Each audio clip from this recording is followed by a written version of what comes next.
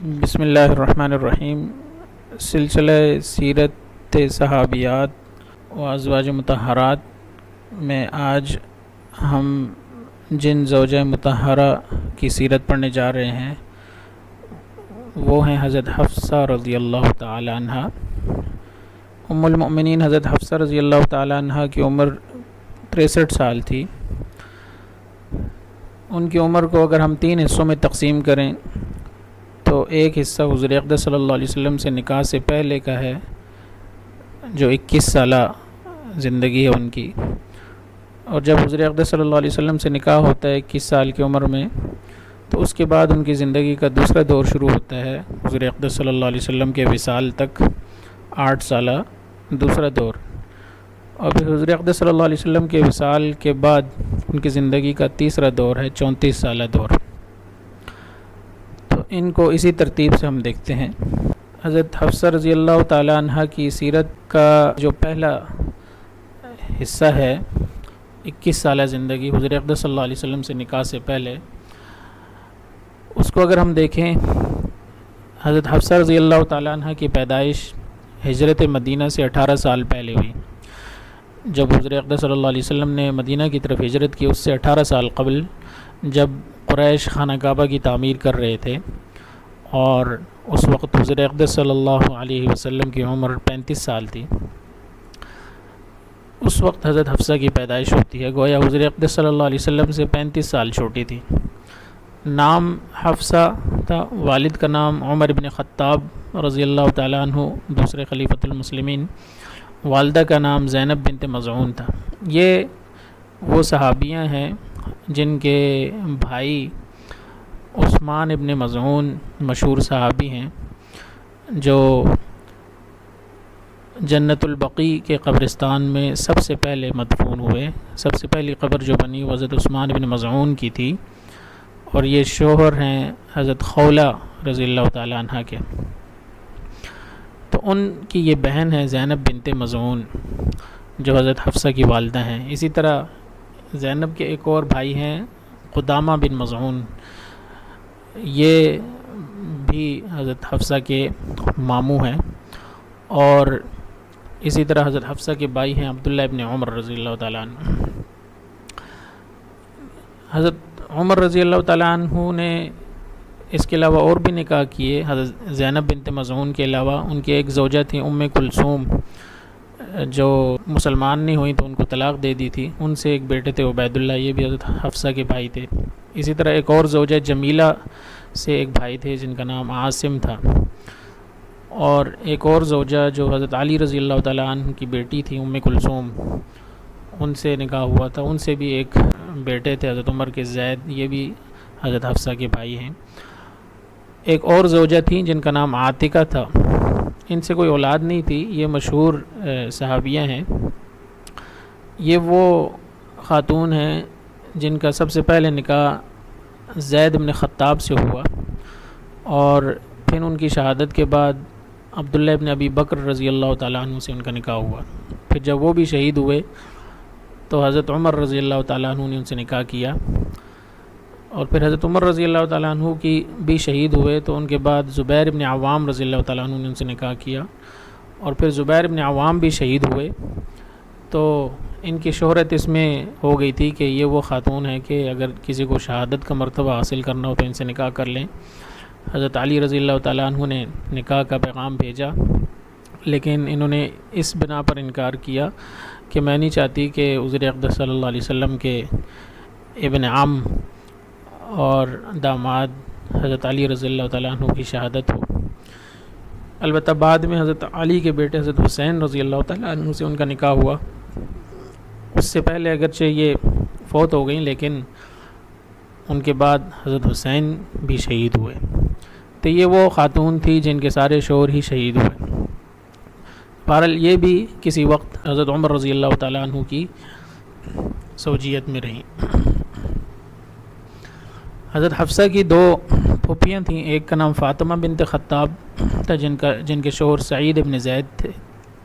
یہ وہ مشہور شوہر اور بیوی ہیں جو حضرت عمر رضی اللہ تعالیٰ عنہ کے اسلام لانے سے پہلے مسلمان ہو گئے تھے، اور حضرت عمر رضی اللہ تعالیٰ عنہ اسلام لانے سے پہلے ایک مرتبہ جب حضور اقدس صلی اللہ علیہ وسلم کے قتل کے ارادے سے نکلے تھے، تو ان سے کسی نے کہا کہ پہلے اپنے بہن کی خبر لو، وہ مسلمان ہو چکے ہیں۔ چنانچہ اپنی بہن کے گھر گئے اور دیکھا کہ وہ دونوں قرآن پڑھ رہے ہیں، حضرت خباب ان کو قرآن پڑھا رہے ہیں، سورۃ طٰہٰ کی آیات تھیں۔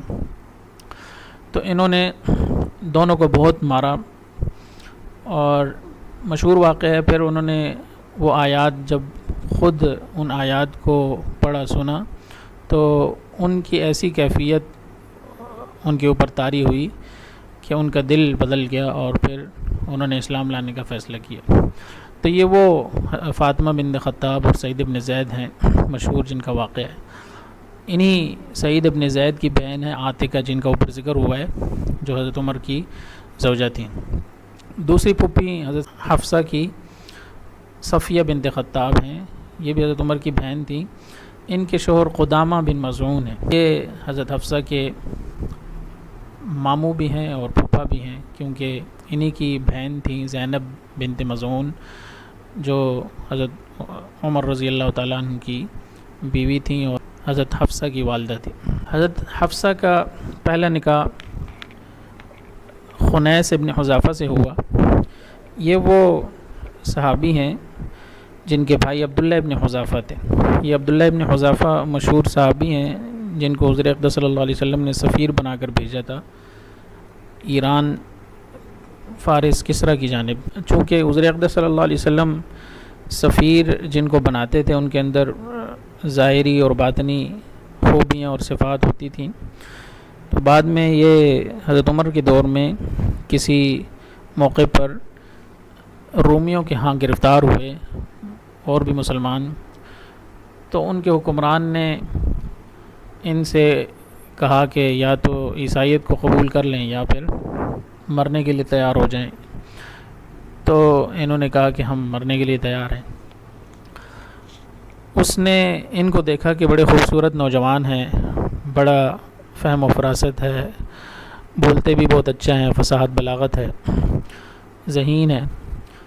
تو انہوں نے بہت کوشش کی کسی طریقے سے یہ عیسائیت کی طرف آ جائیں۔ پہلے تو انہوں نے ان کو لالچ دینے کی کوشش کی کہ اگر عیسائی ہو جائیں تو میں اپنی سلطنت میں ان کو اچھا عہدہ دوں گا، اپنی بیٹی سے نکاح کروں گا۔ لیکن جب انہوں نے انکار کیا تو پھر ان کو ڈرانے کے لیے گرم تیل کے اندر ایک مسلمان کو پہلے ڈال دیا، اور وہ تیل اتنا گرم تھا کہ وہ فوراً ہی ان کا گوشت ان کی ہڈیوں سے الگ ہونا شروع ہو گیا۔ جب حضرت عبداللہ ابن حذافہ نے یہ دیکھا تو ان کی آنکھوں سے آنسو جاری ہو گئے، تو وہ حکمران یہ سمجھا کہ شاید یہ ڈر گئے ہیں، تو انہوں نے پھر ان کو عیسائیت کی دعوت دی۔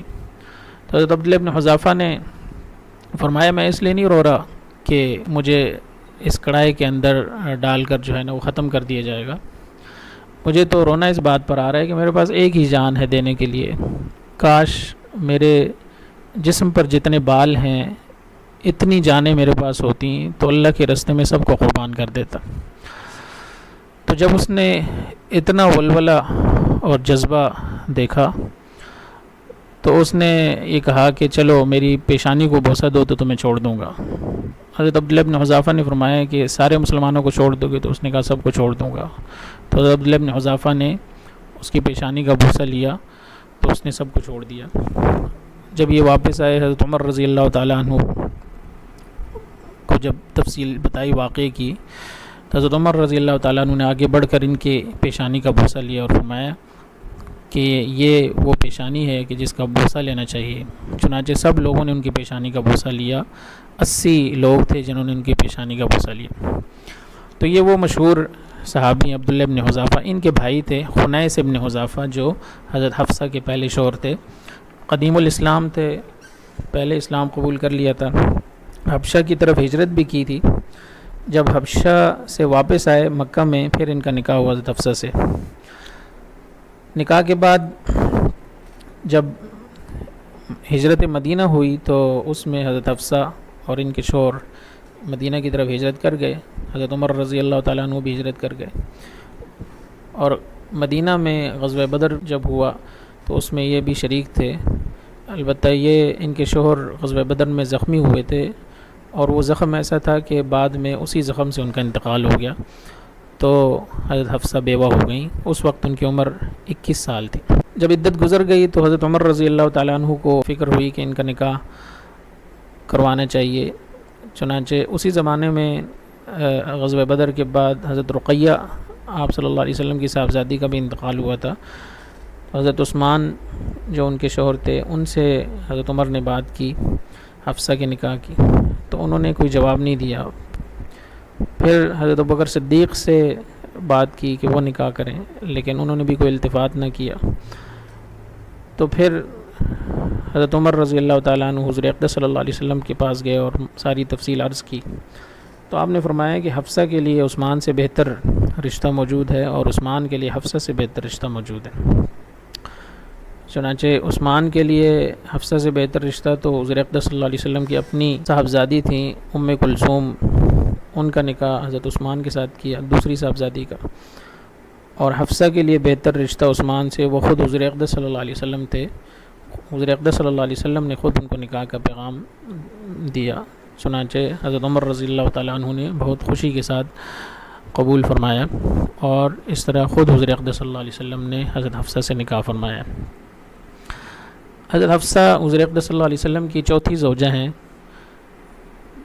پہلی تو فوت ہو گئی حضرت خدیجہ رضی اللہ تعالیٰ عنہ، اور اس کے بعد بقیہ جو دو تھیں حضرت سودہ اور حضرت عائشہ رضی اللہ تعالیٰ عنہ، ان کے لیے مکان بنوا لیے گئے تھے ہجرت مدینہ کے بعد ہی، جب مسجد نبوی کی تعمیر ہوئی تو ان کے لیے 2 مکان بنوا لیے گئے۔ حضرت حفصہ کے لیے ایک صحابی تھے حارثہ بن نعمان رضی اللہ تعالیٰ عنہ، انہوں نے اپنا مکان پیش کیا حضور اقدس صلی اللہ علیہ وسلم کی خدمت میں۔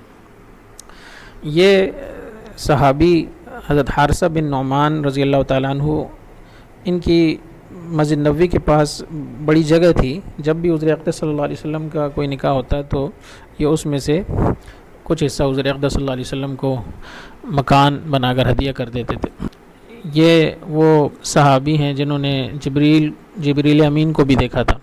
ایک مرتبہ حضور اقدس صلی اللہ علیہ وسلم کسی شخص سے گفتگو فرما رہے تھے، اور یہ حضرت حارثہ پاس سے گزرے، انہوں نے سلام کیا۔ جب یہ حادثہ واپس آئے تو حضور اقدس صلی اللہ علیہ وسلم کو دیکھا، تو آپ نے ان سے پوچھا کہ کیا تم نے اس شخص کو دیکھا تھا جس سے میں باتیں کر رہا تھا؟ تو حضرت حارثہ نے عرض کیا کہ جی میں نے دیکھا تھا، ان کو سلام کیا۔ تو حضور اقدس صلی اللہ علیہ وسلم نے فرمایا کہ یہ جبریل تھے، انہوں نے تمہارے سلام کا جواب دیا۔ آپ صلی اللہ علیہ وسلم فرماتے ہیں کہ ایک مرتبہ میں خواب میں جنت میں داخل ہوا تو میں نے قرآن کریم کی آواز سنی، قرآن کریم پڑھنے کی۔ تو میں نے پوچھا کہ یہ کون ہے؟ تو مجھے کہا گیا کہ یہ حارثہ بن نعمان ہیں جو قرآن کریم پڑھ رہے ہیں۔ تو حضور اقدس صلی اللہ علیہ وسلم نے فرمایا کہ یہ نیکی ہے اصل، کذالکم البر وکان ابر الناس بامہ، اور یہ اپنی ماں کے ساتھ بہت نیکی کرنے والے، بہت صلہ رحمی کرنے والے، بہت خدمت گزار تھے۔ تو اس کا صلہ ان کو یہ ملا کہ جنت میں ان کے قرآن پڑھنے کی آواز سنی جاتی۔ آخر عمر میں نابینا ہو گئے تھے، تو دروازے پر رسی باندھ لی تھی تاکہ کوئی سائل آئے تو خود رسی پکڑ کر دروازے تک جائیں اور اس کو اپنے ہاتھ سے دیں۔ گھر والوں نے کہا کہ ہم موجود ہیں، آپ اس عمر میں بینائی جانے کے بعد اتنی تکلیف کرتے ہیں۔ تو کہنے لگے کہ میں چاہتا ہوں اپنے ہاتھ سے صدقہ دوں، کیونکہ حضور اقدس صلی اللہ علیہ وسلم نے فرمایا کہ صدقہ بری موت سے بچاتا ہے۔ تو یہ وہ صحابی ہیں حارثہ بن نعمان جنہوں نے حضرت حفصہ کے لیے مکان حضور اقدس صلی اللہ علیہ وسلم کی خدمت میں پیش کیا۔ یہ حضرت حفصہ کا 21 سالہ دور تھا حضور اقدس صلی اللہ علیہ وسلم سے نکاح تک۔ حضور اقدس صلی اللہ علیہ وسلم سے جب نکاح ہوا تو نکاح کے بعد 8 سال حضور اقدس صلی اللہ علیہ وسلم کے ساتھ رہیں، آپ صلی اللہ علیہ وسلم کے وصال تک۔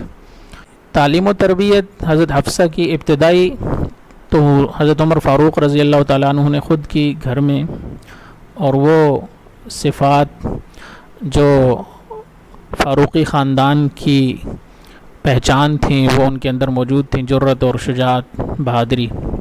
نکاح کے بعد جب حضور اقدس صلی اللہ علیہ وسلم کی زوجیت میں آ گئیں تو پھر آپ نے بھی ان کی تعلیم و تربیت کا انتظام فرمایا۔ چنانچہ ایک صحابیہ تھیں شفا بنت عبداللہ، یہ پڑھی لکھی خاتون تھیں، سمجھدار، ان کو استاذ مقرر کیا حضور اقدس صلی اللہ علیہ وسلم نے کہ یہ ان کو پڑھنا لکھنا بھی سکھائیں، اور اسی طرح یہ صحابیہ جھاڑ پھونک کا کام بھی کرتی تھیں، زہریلے کیڑے مکوڑوں کے کاٹے کا دم بھی ان کو آتا تھا، تو آپ نے فرمایا کہ یہ بھی اس کو سکھا دیں۔ چنانچہ وہ اس کا اہتمام کرتی تھیں، ان کو پڑھنا لکھنا اور دم وغیرہ سکھایا انہوں نے۔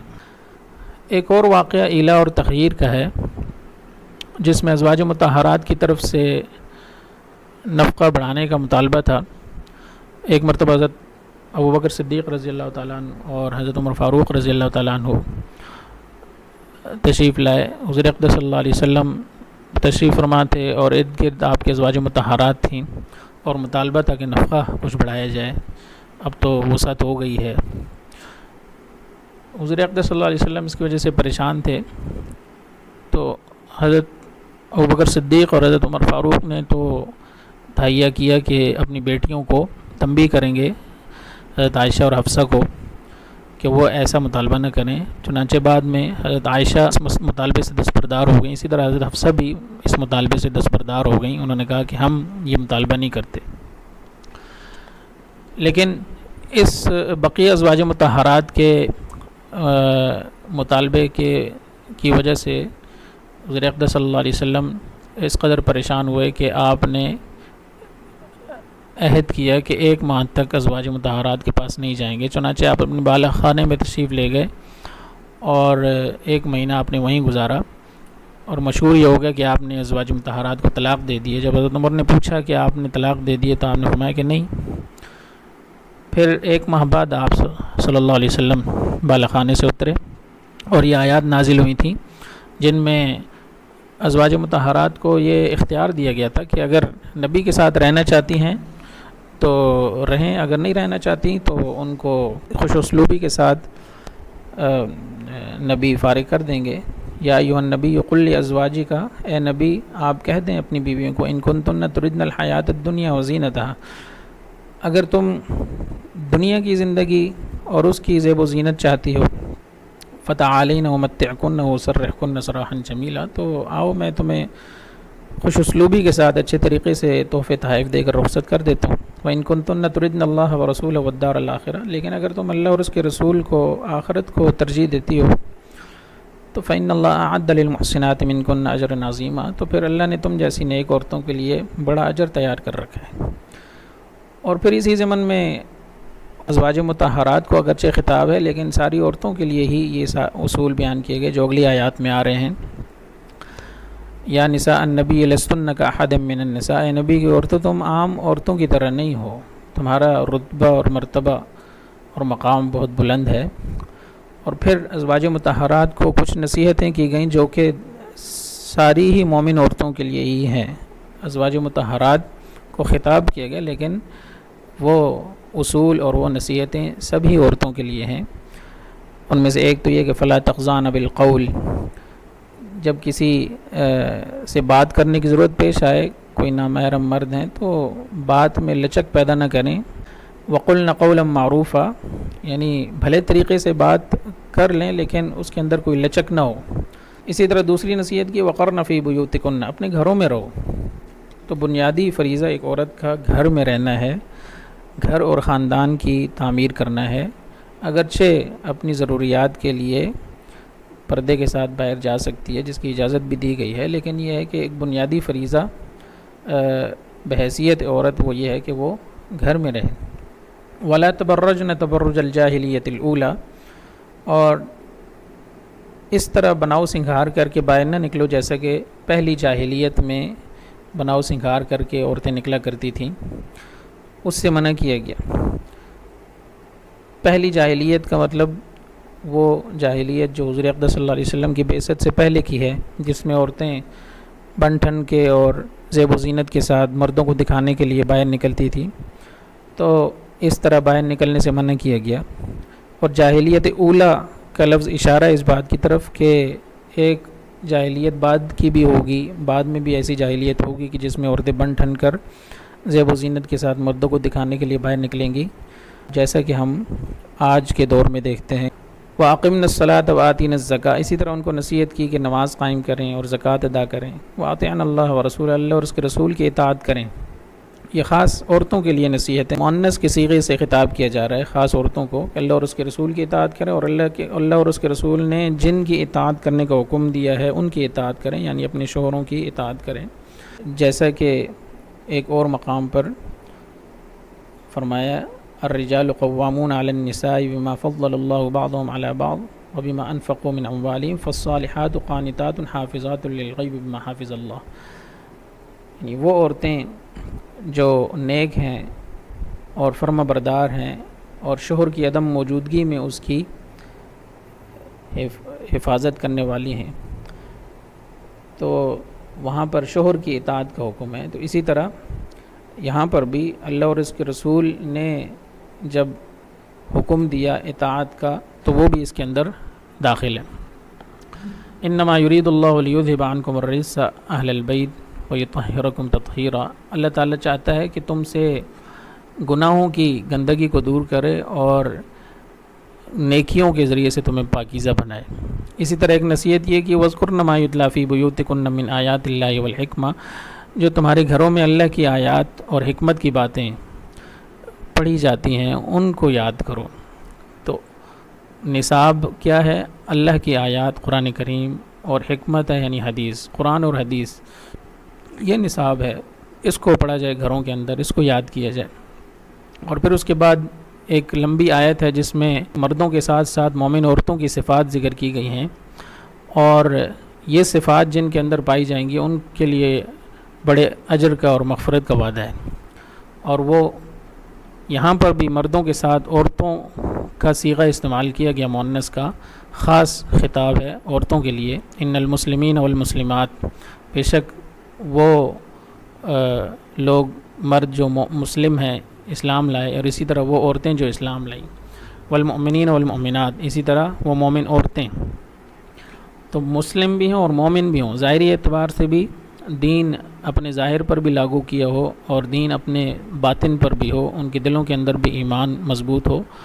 اسی طرح والقانتین والقانتات، جو اطاعت کرنے والی فرما بردار ہوں، والصادقین والصادقات، اسی طرح سچی نیک پارسا، والصابرین والصابرات، صبر کرنے والی تکلیفوں اور غموں پر بھی اور گناہوں سے بھی اپنے آپ کو روک کر صبر کرنے والی، والخاشعین والخاشعات، اور خشوع اختیار کرنے والی، عاجزی اختیار کرنے والی، والمتصدقین والمتصدقات، اور خرچ کرنے والی، والصائمین والصائمات، اور روزے رکھنے والی، والحافظین فروجا والحافظات، اور اپنی عفت اور پاک دامنی کی حفاظت کرنے والی، والذاکرین اللہ کثیرا والذاکرات، اور کثرت سے اللہ تعالیٰ کا ذکر کرنے والی۔ یہ وہ صفات ہیں جو مطلوب ہیں ایک عورت کے اندر، کہ یہ صفات ان کے اندر پائی جائیں، تو ایسی عورتوں کے لیے اعد اللہ لہم مغفرۃ و اجر عظیم، اللہ نے مغفرت اور بڑے اجر کا وعدہ کیا۔ یہ آیات تو ضمناً آ گئیں ان آیات کے تحت جو اصلاً نازل ہوئی تھی ایلا اور تخیر کے واقعے میں، لیکن ان کے اندر نصیحت ہے خواتین کے لیے، اس لیے ان کو تفصیل سے ذکر کر دیا گیا۔ حضرت حفصہ سے نسبت رکھنے والا ایک اور واقعہ بھی ہے جو تحریم کا واقعہ کہلاتا ہے، جس واقعے میں سورۃ تحریم کی آیات نازل ہوئیں، اور وہ یہ ہے کہ ایک مرتبہ حضور اقدس صلی اللہ علیہ وسلم کا معمول تھا کہ آپ عصر کے بعد اپنی ازواج مطہرات کے پاس تشریف لے جاتے، تھوڑا تھوڑا وقت سب کے پاس۔ حضرت زینب کے گھر جاتے تو وہ ان کو شہد پیش کرتی، حضور اقدس صلی اللہ علیہ وسلم شہد نوش فرماتے، کچھ دیر ہو جاتی تو حضرت عائشہ کو رشک ہوتا، تو انہوں نے ایک مرتبہ حضرت حفصہ سے کہا کہ اب جب حضور آئیں گے ہمارے پاس تو ہم کہیں گے کہ آپ کے منہ سے مغافیر کی بو آ رہی ہے۔ یہ وہ ایک گھاس ہے جس سے بو آتی ہے۔ چنانچہ جب حضور اقدس صلی اللہ علیہ وسلم تشریف لائے تو دونوں نے ایسے ہی کہا کہ آپ کے منہ سے مغافیر کی بو آتی ہے۔ تو آپ نے فرمایا کہ نہیں، میں نے تو شہد پیا ہے زینب کے پاس۔ پھر آپ صلی اللہ علیہ وسلم یہ سمجھے کہ شاید ان شہد کی مکھیوں نے مغافیر کی جو گھاس ہے وہاں سے رس چوسا ہوگا تو اس کی بو ہوگی، اور آپ صلی اللہ علیہ وسلم کو منہ سے بو آنا جو ہے تو سخت ناپسند تھا، تو آپ نے عہد کر لیا کہ آئندہ شہد نہیں کھائیں گے، قسم اٹھا لی۔ اس پر آیت نازل ہوگی، یا ایھا النبی لم تحرم ما احل اللہ لک تبتغی مرضات ازواجک۔ اے نبی، اپنی بیویوں کی خوشنودی کے لیے آپ ایک ایسی چیز کو آپ نے حرام کر دیا جو کہ اللہ نے حلال کی ہے۔ اور پھر اگلی آیات میں حضرت عائشہ اور حفصہ کو خطاب ہے، ان تتوبا الی اللہ، کہ تمہیں اللہ کی طرف رجوع کرنا چاہیے، توبہ کرنی چاہیے۔ اس کے بعد فرمایا فَإِن تَظَاهَرَ عَلَيْهِ، اگر تم ان کے خلاف کچھ کرو گی، فَإِنَّ اللَّهَ هُوَ مَوْلَاهُ وَجِبْرِيلُ وَصَالِحُ الْمُؤْمِنِينَ، تو بے شک اللہ بھی ان کا مددگار ہے، دوست ہے، اور جبریل بھی ہیں، اور نیک مومن بھی ان کے ساتھ ہیں، اور فرشتے بھی ہیں۔ اور اسی طرح ازواج مطہرات کو فرمایا گیا کہ عسى ربه ان طلقكن ان يبدله ازواجا خيرا منكن، اگر رسول تمہیں طلاق دے دیں تو اللہ تعالیٰ کو دیر نہیں لگے گی کہ اللہ تعالیٰ تمہارے بدلے میں ان کو اور بیویاں عطا کر دے جو تم سے بہتر ہوں۔ پھر ان کی صفات ذکر کی گئیں۔ اب یہ صفات بھی اگرچہ خطاب ازواج مطہرات کو ہے، لیکن یہ ان کے واسطے سے ساری عورتوں کے لیے ہے کہ یہ وہ صفات ہیں جو کہ اپنانی چاہیے، ایک عورت کے اندر ہونی چاہیے۔ مسلمات مومنات، ظاہری اعتبار سے بھی اسلام کو اپنے اوپر نافذ کیا ہو، باطنی اعتبار سے بھی ایمان دل کے اندر گھر کیا ہوا ہو، قانتات، فرما بردار ہوں، تائبات، توبہ کرنے والی، رجوع کرنے والی، عابدات، عبادت کرنے والی، سائحات، اور روزے رکھنے والی۔ تو یہ وہ صفات ہیں جو مطلوب ہیں ایک عورت کے اندر۔ تو یہ اور اس سے پہلے کی جو آیات ہیں یہ تحریم کے واقعے میں نازل ہوئی تھیں، جس کا تعلق حضرت عائشہ اور حضرت حفصہ کے ساتھ۔ حضرت حفصہ نے حضور اقدس صلی اللہ علیہ وسلم کے ساتھ آخری حج بھی کیا، آخری حج میں یہ بھی آپ کے ساتھ تھیں، اور تمام مناسک کو یاد رکھا، آگے پہنچایا دیگر خواتین تک۔ حضور اقدس صلی اللہ علیہ وسلم کے مرض وفات میں آپ کی تیمارداری کی، اور یہاں تک کہ آپ صلی اللہ علیہ وسلم کا وصال ہو گیا۔ آپ کے وصال کے وقت حضرت حفصہ کی عمر 29 سال تھی۔ یہ دوسرا دور ہے حضرت حفصہ کا 8 سالہ دور، جس میں حضور اقدس صلی اللہ علیہ وسلم سے نکاح کے بعد سے لے کر حضور اقدس صلی اللہ علیہ وسلم کے وصال تک 8 سالہ دور ہے۔ تیسرا دور ان کی زندگی کا وہ حضور اقدس صلی اللہ علیہ وسلم کے وصال کے بعد وفات تک 34 سالہ دور ہے۔ حضور اقدس صلی اللہ علیہ وسلم کے وصال کے بعد حضرت ابوبکر صدیق رضی اللہ تعالیٰ عنہ کا 2 سالہ دور ہے خلافت کا۔ اس میں قرآن کریم کو جمع کیا گیا تھا، جو کہ پہلے ایک جگہ لکھا ہوا نہیں تھا، مختلف چیزوں کے اوپر الگ الگ، کچھ آیات پتھر کے اوپر، کچھ کسی پتے کے اوپر، اور کچھ کسی بڑی ہڈی کے اوپر۔ تو اس طرح مختلف چیزوں کے اوپر آیات لکھی ہوئی تھیں۔ حضرت ابوبکر صدیق رضی اللہ تعالیٰ عنہ کے دور میں یہ سارا اکٹھا کیا گیا اور ایک مصحف بنایا گیا، اور یہ سرکاری مصحف کہلاتا تھا جو حضرت ابوبکر صدیق کے پاس تھا۔ اگرچہ اس کے علاوہ اپنے اپنے ذاتی نسخے بھی صحابہ کرام کے پاس موجود تھے، اسی طرح حضرت حفصہ کے پاس بھی اپنا ایک لکھا ہوا نسخہ تھا۔ 2 سال بعد جب حضرت ابوبکر صدیق رضی اللہ تعالیٰ عنہ کا انتقال ہوتا ہے، ان کے بعد حضرت عمر رضی اللہ تعالیٰ عنہ خلیفہ بنتے ہیں، تو وہ سرکاری مصحف حضرت عمر کے پاس آ جاتا ہے، اور اس وقت حضرت حفصہ کی عمر 31 سال تھی۔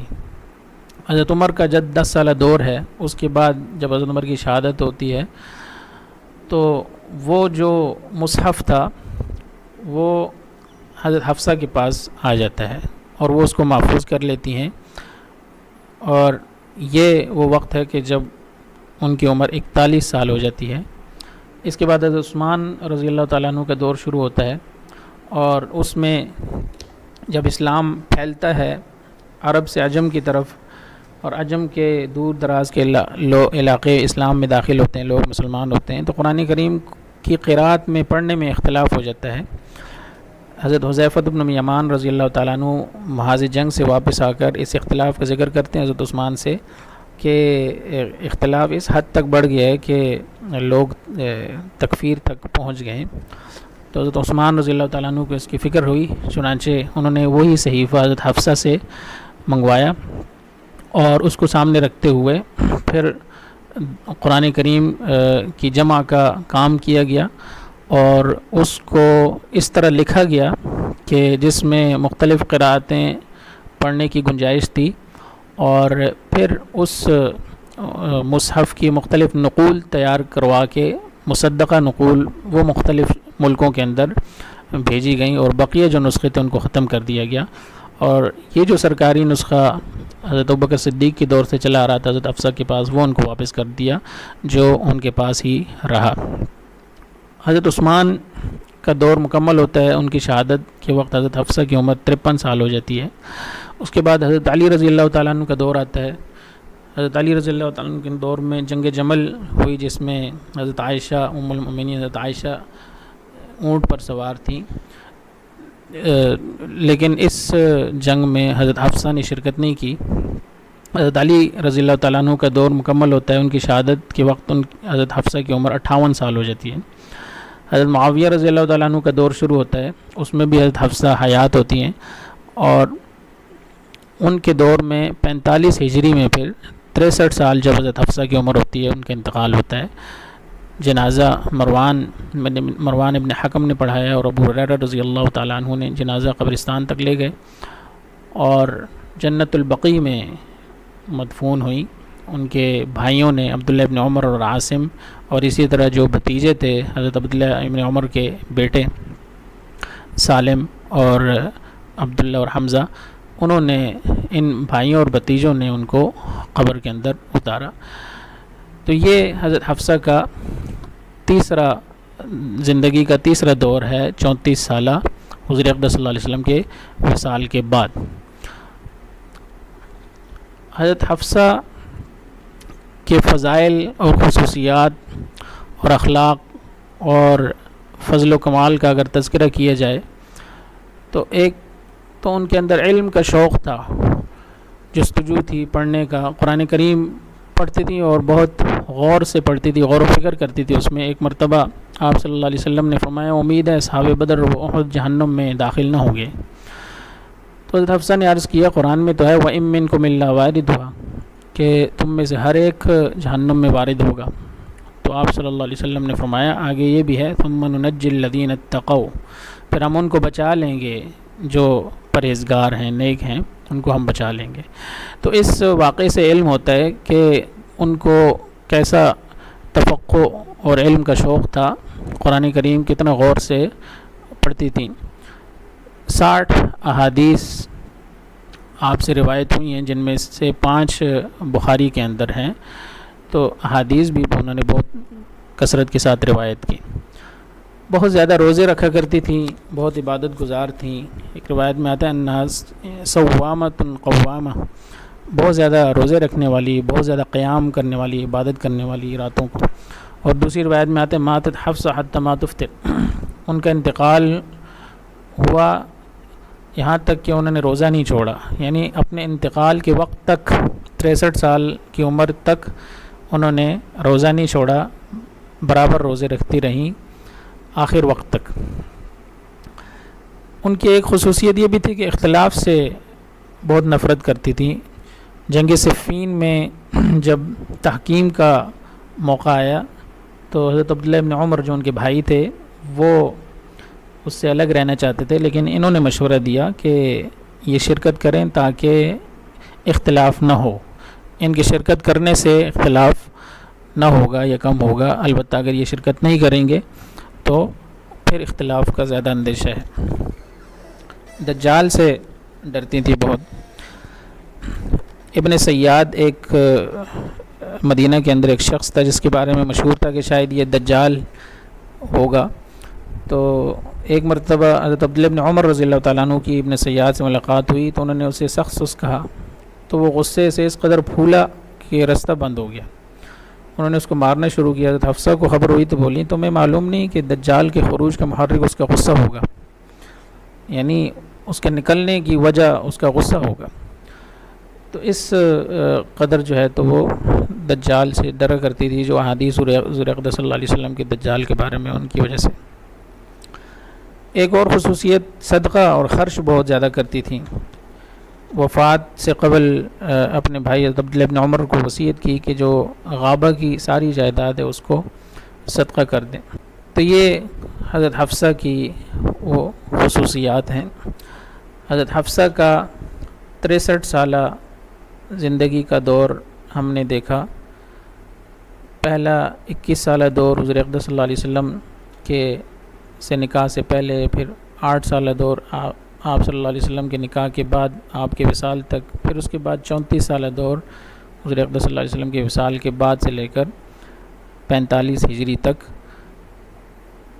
تو اس سے بہت سے ایسے رہنما اصول ملتے ہیں خواتین کے لیے کہ جن کو سامنے رکھتے ہوئے وہ اپنی زندگی کو درست کر سکتی ہیں اور اس کو ان اصولوں کے مطابق ڈھال سکتی ہیں. اللہ تعالیٰ سے دعا ہے کہ اللہ تعالیٰ عمل کی توفیق نصیب فرمائے. وآخر دعوانا الحمدللہ رب العالمین.